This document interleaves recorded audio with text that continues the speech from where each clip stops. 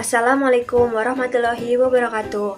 Perkenalkan, nama saya Eliza Gustrianti, NIM 1917405096 dari kelas 6 PGIB. Di sini saya akan memaparkan hasil media pembelajaran saya melalui media audiovisual tentang pembelajaran tematik kelas 5, tema 5, subtema 1, yaitu tentang komponen ekosistem. Lanjut kita ke materinya. Hai anak-anak, apa kabarnya hari ini? Semoga selalu sehat ya. Sebelum kita ke pembelajaran, mari kita berdoa terlebih dahulu. Bismillahirrohmanirrohim. Nah, anak-anak udah tahu belum sekarang kita akan membahas apa? Ya betul, sekarang kita akan membahas tematik tema 5, subtema 1, yaitu tentang komponen ekosistem. Nah, di sini udah ada yang tahu belum apa itu ekosistem? Ya, ekosistem adalah interaksi antara makhluk hidup dan benda-benda tak hidup pada sebuah lingkungan. Nah, makhluk hidup itu apa aja? Makhluk hidup itu contohnya ada rusa, gajah, burung, ikan, dan lain-lain. Nah, kalau benda-benda tak hidup itu contohnya air, udara, tanah, matahari, dan masih banyak lagi. Nah, selanjutnya ekosistem itu tersusun atas individu, populasi, dan komunitas. Nah, kalian udah tahu belum masing-masing itu apa? Nah, individu itu adalah makhluk hidup tunggal. Contohnya itu ada seekor kambing, seekor burung, seekor gajah. Nah, kalau populasi itu kumpulan individu yang sejenis yang menempati daerah tertentu. Contohnya itu ada populasi ikan, populasi teratai, populasi lumut. Nah, itu populasi itu menempati di sebuah kolam. Nah, terus ada komunitas. Nah, komunitas itu populasi makhluk hidup di suatu daerah tertentu. Contohnya itu komunitas sungai, terdiri dari populasi ikan, populasi lumut, populasi katak, dan masih banyak lagi. Nah, ternyata di ekosistem ini banyak sekali perkumpulan antara hewan-hewan dan benda-benda tak hidup lainnya. Nah, hewan-hewan tersebut itu tentunya mencari makan untuk kebutuhan hidupnya. Tapi, anak-anak tahu nggak sih apa saja penggolongan jenis makanan pada hewan tersebut? Nah, jenisnya itu ada 3, yaitu ada herbivora, karnivora, dan omnivora. Nah, yang pertama, yang herbivora itu hewan yang memakan tumbuhan. Contohnya ada ulat, kerbau, sapi. Nah, kalau hewan yang karnivora itu hewan yang memakan daging atau hewan lainnya. Contohnya itu ada ular, harimau, singa, buaya. Nah, terus contoh hewan yang omnivora itu hewan yang memakan tumbuhan dan daging atau hewan lainnya. Contohnya itu seperti monyet, orangutan, dan lain-lain. Kita sudah mengenal jenis-jenis makanan pada hewan. Sekarang kita berlatih yuk.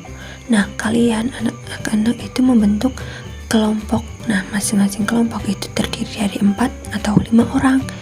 Nah, nanti kalian yang butuhkan itu kertas A3, spidol, penggaris, dan lain-lain. Nah, nanti sistemnya itu undian atau acak. Jadi, misal si Doni nanti nulis dulu nama hewannya apa, misal singa. Nanti teman-teman itu mengisi jenis makanannya apa dan jenis penggolongannya apa. Nanti diacak secara bergilir. Nah, kita sudah mengenal jenis-jenis makanan pada hewan, baik itu hewan yang hidup di darat maupun di laut.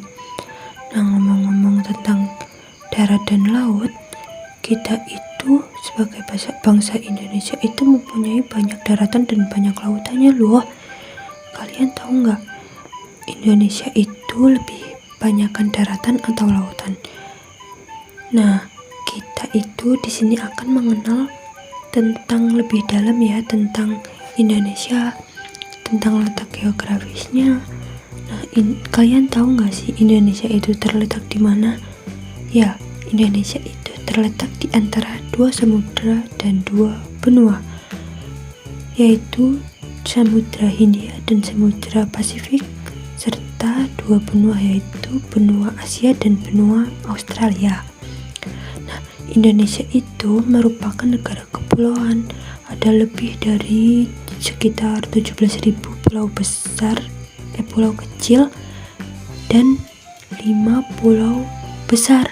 Ada yang tahu nggak di sini 5 pulau besarnya itu apa aja? Ya betul, pulau besarnya itu ada Jawa, Kalimantan, Sumatera, Sulawesi, dan Papua. Nah, kalau pulau-pulau kecilnya itu contohnya itu kayak Madura, Bali, Lombok, Flores, Bangka Belitung, dan masih banyak lagi. Nah, wilayah di Indonesia itu membentang dari Sabang sampai Merauke. Luas daratannya itu sekitar 1.900.000 km persegi. Kalau luas perairannya itu sekitar 3.200.000 km persegi. Nah, jadi Indonesia itu lebih luasan lautnya ya daripada daratannya. Kita sudah memahami sedikit materi tentang letak Indonesia. Untuk lebih jelasnya, Ibu akan menampilkan bacaan yang terdiri dari 4 paragraf. Tugasnya, kita mencari pikiran utama dan informasi pentingnya. Contohnya, pada paragraf pertama, letak geografis merupakan letak suatu daerah atau negara dilihat dari kenyataan di permukaan bumi. Letak geografis sebuah daerah atau negara dibatasi oleh letak geografis daerah atau negara lain yang berbatasan. Nah, pada paragraf pertama, pikiran utamanya atau kalimat utamanya itu terletak pada kalimat pertama atau awal. Berarti pikiran utamanya itu letak geografis merupakan letak suatu daerah atau negara dilihat dari kenyataan di permukaan bumi. Nah, informasi pentingnya apa? Informasi pentingnya itu letak geografis dibatasi daerah atau negara lain yang berbatasan. Nah, nanti paragraf kedua sampai keempat kalian mengerjakan di rumah ya. Itu untuk tugas kalian. Nah, tadi Indonesia mempunyai banyak pulau dan lautan. Di Indonesia juga itu banyak sekali kekayaan alamnya. Jadi kita itu sebagai penerus bangsa wajib melestarikannya dan jangan sampai dijajah atau direbut oleh negara lain. Dahulu, Indonesia itu dengan mudahnya dijajah oleh negara asing seperti Jepang dan Belanda. Maka dari itu kita harus bersatu melawan penjajah. Nah, pada saat itu Belanda itu dengan mudah menjajah Indonesia. Contoh lainnya itu, Belanda itu melarang melakukan kegiatan organisasi, mendorong para pemuda itu berdatangan dari penjuru Indonesia dan berkumpul di Jakarta. Kongres Pemuda itu diadakan tanggal 27 dan 28 Oktober 1928 yang dinamakan peristiwa Sumpah Pemuda. Nah, pada saat itulah para pemuda yang berbeda suku, adat, dan bahasa itu bertekad membacakan sumpah. Isi sumpahnya itu apa aja, Bu? Nah, isi sumpahnya itu kalian tirukan ya.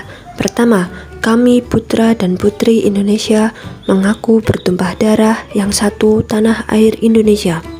Kedua, kami putra dan putri Indonesia mengaku berbangsa yang satu bangsa Indonesia. Ketiga, kami putra dan putri Indonesia menjunjung bahasa persatuan bahasa Indonesia. Nah, selain mengucapkan ikrar atau sumpah tadi, pada saat itulah pertama kali lagu Indonesia Raya itu diperdengarkan. Setelah merdeka, lagu Indonesia Raya menjadi lagu kebangsaan. Nah, selain lagu Indonesia Raya, anak-anak ada yang tahu nggak lagu nasionalisme lainnya? Ya, ada banyak sekali ya. Contohnya itu ada lagu Hari Merdeka, Maju Tak Gentar, Bangun Pemuda-Pemuda, terus lagu Syukur, lagu Indonesia Pusaka, lagu Terima Kasihku, Mengheningkan Cipta. Nah, kalian tahu nggak sih lagu-lagu tersebut itu ada penggolongannya loh, yaitu penggolongan tangga nada mayor dan tangga nada minor. Nah, kalau tangga nada mayor itu berjarak 1,5 1,1,1,5. Nah, tangga nada mayor itu melukiskan karakter dan sifat lagu gembira, ceria, bangga, optimis. Nah, contohnya itu lagu Hari Merdeka, Maju Tak Gentar, Halo Halo Bandung, dan masih banyak lagi. Nah, kalau tangga nada minor itu berjarak 1,5, 1,1, 1,5, 1,1. Nah, lagu tangga nada minor itu melukiskan sedih, kecewa, gagal, pesimis. Contohnya itu lagu Syukur, Terima Kasihku, Mengheningkan Cipta, dan masih banyak lagi. Nah, sekarang kita akan menyanyikan lagu tangga nada minor, contohnya itu lagu Syukur.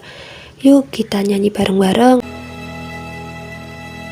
Cari yakin ku teguh, hati ikhlasku penuh akan karuniamu.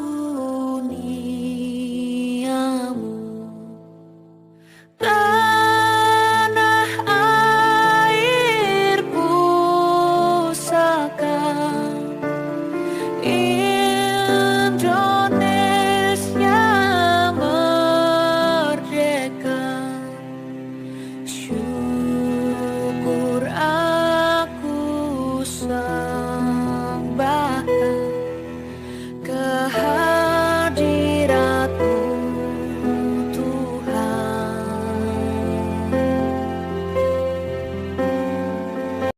Nah, itulah media pembelajaran tematik pada hari ini. Semoga bermanfaat ya. Wassalamualaikum warahmatullahi wabarakatuh. Dadah.